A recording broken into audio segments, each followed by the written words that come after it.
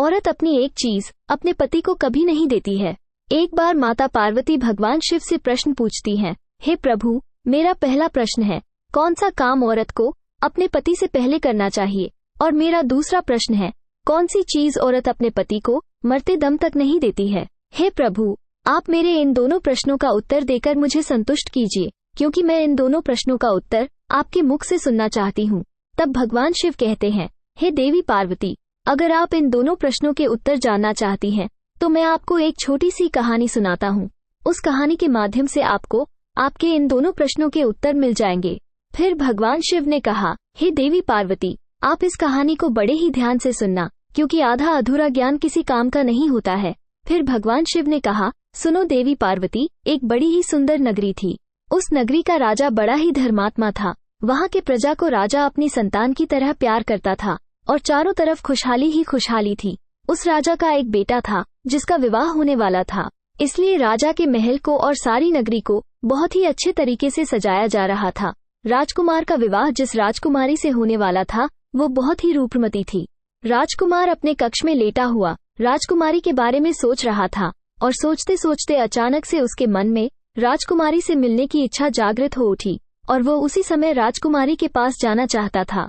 इसलिए राजकुमार ने एक योजना बनाई और सबसे छुपते छुपाते महल से निकलकर चल पड़ा और अस्तबल से एक सबसे तेज दौड़ने वाला घोड़ा लिया और घोड़े पर सवार होकर राजकुमारी से मिलने के लिए चल दिया। रास्ते में चलते चलते जब वह एक घने जंगल से गुजर रहा था तो वहाँ उसे बहुत ही जोर से प्यास सताने लगी। राजकुमार पानी की तलाश में इधर उधर भटकने लगा और वहाँ पर उसे कोई जलाशय दिखाई नहीं दिया। वहाँ पर उसने कई छोटे मोटे तालाब और नदियाँ देखी, लेकिन संयोग से उसमें पानी नहीं मिला। राजकुमार को घूमते घूमते एक झोपड़ी दिखाई दी। तब प्यास से व्याकुल राजकुमार उस झोपड़ी के पास पहुंचा और वहां पहुंचकर राजकुमार को झोपड़ी के पास में ही एक बावड़ी दिखाई दी। इस तरह राजकुमार को बावड़ी दिखाई देने से उसके मन में आशा की एक किरण निकली और उसने सोचा कि शायद इस बावड़ी में पानी होगा। राजकुमार ने बावड़ी के नजदीक जाकर उसमें देखा तो उस बावड़ी में पानी भरा हुआ मिला। पानी को देखकर राजकुमार को प्यास और भी जोर से लगने लगी। राजकुमार ने फटाफट बावड़ी से पानी निकाला और पानी पीने लगा। जब उसने भरपेट पानी पी लिया तो वो देखता है कि उस झोपड़ी से एक बूढ़ी औरत निकल कर आती है और वो औरत राजकुमार से कहने लगी, बेटा, कहीं तुमने इस बावड़ी का पानी तो नहीं पी लिया? और यदि तुमने इस बावड़ी का पानी पिया है तब तो तुमने बहुत बड़ी भूल कर दी है। ये बावड़ी एक महर्षि के द्वारा श्रापित है और इस बावड़ी का पानी पीने से आदमी नरभक्षी बन जाता है। इसलिए आज से तुम भी रात होते ही नरभक्षी बन जाओगे और उस समय तुम्हारे पास जो भी मनुष्य आएगा तुम उसका भक्षण कर लोगे। उस समय तुम यह नहीं सोचोगे कि यह तुम्हारे माता पिता हैं या मेरे भाई बहन हैं या मेरे दोस्त रिश्तेदार हैं। उस समय तुम्हारे निकट आने वाले पशु पक्षी या मनुष्य तुम्हारा भोजन होगा। उस बूढ़ी औरत के मुख से श्राप की बात सुनकर राजकुमार बहुत ही दुखी हुआ और कहने लगा, हे माता, तब तो मैं इस बावड़ी का पानी पीकर बड़ा ही अनर्थ कर डाला है। ऐसे तो मैं ना जाने कितने मनुष्यों को रोजाना अपना आहार बनाऊंगा, जिसमें मेरे अपने भी शामिल हो सकते हैं। तब राजकुमार बूढ़ी औरत से हाथ जोड़कर बोला, हे माता, क्या इस श्राप से मुक्त होने का कोई उपाय नहीं है? और अगर नहीं है तो मैं अपने आप को ही खत्म कर लूंगा, जिससे मैं कम से कम दूसरे मनुष्यों को मारकर अपना भोजन तो नहीं बनाऊंगा। तब वो बूढ़ी औरत कहती है, बेटा, इस श्राप से मुक्त होने का उपाय तो है, यदि तुम कर सकोगे। तब राजकुमार ने कहा, हे माता, इस श्राप से मुक्त होने के लिए मैं कुछ भी कर सकता हूँ। मैं कठिन से कठिन काम भी करने के लिए तैयार हूँ, तुम बताओ तो सही। तब वो बूढ़ी औरत कहती है, बेटा, यहाँ से 3 कोस दूरी पर एक बहुत बड़ा पहाड़ है और उस पहाड़ पर हरे भरे पौधों से भरा हुआ जंगल है और उस पहाड़ पर एक काया पलट नाम की जड़ी बूटी है। यदि तुम उस जड़ी बूटी का रस निकाल कर पी लोगे तो तुम इस भयंकर श्राप से मुक्त हो जाओगे। लेकिन तुम एक बात का ध्यान रखना कि रात होने पर तुम किसी एकांत स्थान पर जाकर छुप जाना। यदि तुम मनुष्य की बस्ती में चले गए तो ना जाने कितने ही निर्दोष मनुष्य तुम्हारा आहार बन जाएंगे। फिर राजकुमार ने उस बूढ़ी औरत से कहा, ठीक है माता, इस बात का भली भांति ध्यान रखूंगा। इतना कहकर राजकुमार उस काया पलट औषधि को ढूंढने के लिए चल दिया। फिर राजकुमार बड़ा ही चिंतित होता हुआ उस पहाड़ की तरफ बढ़ता हुआ जा रहा था। वो औषधि वाला पहाड़ वहां से काफी दूर था और इधर अंधेरा भी होने लगा था। राजकुमार ने सोचा कि अब आगे का रास्ता मैं कल सुबह सूर्योदय के बाद ही तय करूंगा। पहले मैं किसी एकांत स्थान पर जाकर रात गुजार लेता हूँ। यदि मैं नरभक्षी बन गया तो मेरे द्वारा कई निर्दोष आदमियों की जान चली जाएगी। राजकुमार राजकुमारी से मिलने का विचार तो अपने मन से निकाल ही चुका था, क्योंकि वो जानता था कि इस दशा में राजकुमारी से मिलना भी उसके लिए हितकर नहीं है। राजकुमार गांव और नगरों से बचता हुआ जंगल की तरफ गया, जहां पर किसी भी मनुष्य के आने जाने का रास्ता नहीं था, और उसने अपने आप को एक पहाड़ की गुफा में बंद कर लिया। इधर काफी रात हो चुकी थी और वो राजकुमार नरभक्षी के रूप में परिवर्तित होने ही वाला था। इधर राजकुमार ने अपने आप को जिस गुफा में छुपाया था, उस गुफा में एक बड़ा ही खूंखार शेर रहता था, और वह शेर आए दिन लोगों की जान लेता रहता था। चारों तरफ लोगों के मन में उस शेर को देखकर दहशत फैली हुई थी। जब वह राजकुमार गुफा के अंदर पहुंचा तो उसे वह खूंखार शेर गुफा के अंदर बैठा हुआ मिला। उस शेर ने राजकुमार को देखा तो मन में खुशी हुआ कि आज तो घर बैठे ही भोजन चलकर आ गया। शेर घूरता हुआ राजकुमार की तरफ झपटकर उसे खाने ही वाला था कि तभी राजकुमार पर श्राप का असर होने लगा और क्षण भर में ही वो मनुष्य से नरभक्षी पिशाच के रूप में बदल गया। शेर ने देखा कि यह तो कोई मुझसे भी अधिक खूंखार जानवर है, और वो डरकर अपने आप को छुपाने के लिए जगह ढूंढने लगा। नरभक्षी राजकुमार भी उस शेर को देखकर उस पर टूट पड़ा और थोड़ी ही देर में वो शेर को मारकर खा गया। इस प्रकार राजकुमार ने नरभक्षी के रूप में रात उस गुफा में बिताया और सूर्योदय होते ही वह अपने असली रूप में आ गया। राजकुमार उस गुफा से निकलकर आगे का रास्ता तय करने लगा। तभी गांव के कुछ लोगों ने देखा कि ये युवक तो उस दिशा से आ रहा है जिस दिशा में वो आदमखोर शेर रहता है।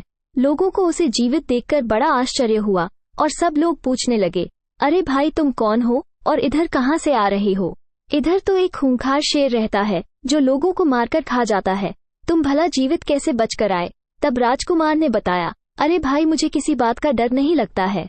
जिस शेर की बात कर रहे हो वो तो उस गुफा के द्वार पर मरा हुआ पड़ा है और मैंने उसे मार डाला है। राजकुमार की बात सुनकर गांव वालों को बड़ा आश्चर्य हुआ और वे सब इस बात की जांच पड़ताल करने के लिए गुफा के पास गए तो देखा सचमुच वह शेर मरा हुआ पड़ा था। ये देखकर लोगों के मन में शेर को लेकर जो दहशत थी वो खत्म हो गई और पूरे राज्य में इस बात की खबर फैल गई कि एक सामान्य व्यक्ति ने उस शेर को मार डाला है।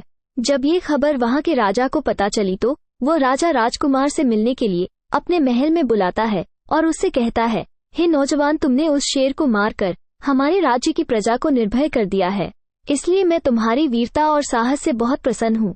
तुमने मुझे बहुत बड़ी खुशी दी है। इस खुशी में मैं तुम्हें एक उड़न खटोला इनाम के तौर पर देता हूँ। और उससे राजा ने कहा, यह उड़न खटोला तुम्हें पल भर में यहाँ से वहाँ पहुँचा सकता है। राजा से उड़न खटोला प्राप्त करके राजकुमार भी बड़ा खुश होता है और सोचने लगता है, ये तो बड़ा ही अच्छा हुआ, अब मैं इस उड़न खटोला पर बैठकर उस पहाड़ पर आसानी से पहुँच जाऊंगा। राजकुमार ने वैसा ही किया। वो उस उड़न खटोला पर सवार होकर उस पहाड़ पर जा पहुंचा। वहां पहुंचकर उसने देखा कि वहां काया पलट नाम की अनेक जड़ी बूटियां चमक रही थी जो बार बार अपना रूप बदल रही थी। बूढ़ी माँ ने उसे पहले ही बता दिया था कि जो बूटी अपना रंग रूप बदलते दिखाई दे उसी का रस निकाल कर पी लेना। राजकुमार ने बिना समय गंवाए उस जड़ी बूटी का रस निकाल कर पी लिया, क्योंकि इधर शाम होने वाली थी। राजकुमार अब निरोगी हो चुका था। अब राजकुमार ने क्या किया कि वो उस उड़न खटोला पर बैठकर अपनी राजकुमारी के नगर को चला गया और वहां पहुंचकर वो अपनी राजकुमारी से मिलता है और राजकुमारी भी अपने राजकुमार से मिलकर बड़ी खुश होती है। इधर राजकुमार ने अपने नगर में खबर भिजवा देता है कि आप बारात लेकर आ जाओ, मैं अपने ससुराल पहुंच चुका हूं। इधर राजकुमार की बारात आ जाती है और अगले दिन उस राजकुमारी के साथ बड़े ही धूमधाम के साथ विवाह हो जाता है और वह अपने नगर को वापस लौट आते हैं। दोनों ही बड़े आनंद के साथ रहने लगते हैं और कुछ दिनों के बाद राजकुमार के घर में एक पुत्र का जन्म होता है और पुत्र की खुशी में राज परिवार में जश्न मनाया गया, प्रजा में मिठाइयाँ बांटी गई। फिर एक दिन उस राजकुमार के राज्य पर शत्रु देश ने आक्रमण कर दिया। तब राजकुमार अपने दुश्मनों से लड़ने के लिए युद्ध क्षेत्र में जाता है। उड़न खटोला की सहायता से राजकुमार ने अपने दुश्मन की सेना में खलबली मचा देता है, परंतु युद्ध में तीर लग जाने के कारण राजकुमार की भी जान चली गई। जब राजकुमार की मृत्यु हो जाती है तो सब लोग उसे अर्थी पर रखकर शमशान में ले जाने लगते हैं, तो उसकी पत्नी वहीं पर खड़ी होकर जोर जोर से रो रही थी। राजकुमार के सभी परिवार वाले उसे कंधा दे रहे थे और उसे शमशान की ओर ले जा रहे थे। फिर भगवान शिव कहते हैं, हे देवी पार्वती, यह वही चीज है जो स्त्री अपने पति को नहीं दे सकती और पति जो स्त्री को दे सकता है। हमारे धर्म की यही परंपरा है। पति के मरने के बाद स्त्री उसे कंधा नहीं दे सकती और न ही उसे शमशान में साथ ले जा सकती है। भगवान शिव कहते हैं, हे देवी पार्वती, तुम्हारा दूसरा प्रश्न था कि स्त्री कौन सा काम पति से पहले करना चाहती है? तो सुनो इसका उत्तर। सुहागिन स्त्री यह कामना करती है कि उसकी मृत्यु उसके पति से पहले हो जाए, जिससे उसका पति उसे कंधा दे सके और उसे मुखाग्नि दे सके और उसका तारण हो सके। वैसे भी पति के मरने के बाद स्त्री के जीवन का कोई महत्व नहीं रह जाता। पति के बिना उसका जीवन नहीं रहता। कहते हैं पति के बिना एक स्त्री की कोई भी गति नहीं है। एक पुरुष के बिना स्त्री का जीवन बड़ा ही कष्टकारी होता है। वो स्त्रियां बड़ी भाग्यशाली होती है जो पति से पहले मृत्यु को प्राप्त हो जाती है और पति के हाथों अंतिम संस्कार होने का सौभाग्य प्राप्त होता है। वीडियो अच्छी लगी हो तो लाइक, शेयर और ऐसे ही वीडियो को देखने के लिए हमारे चैनल को सब्सक्राइब जरूर करें। धन्यवाद।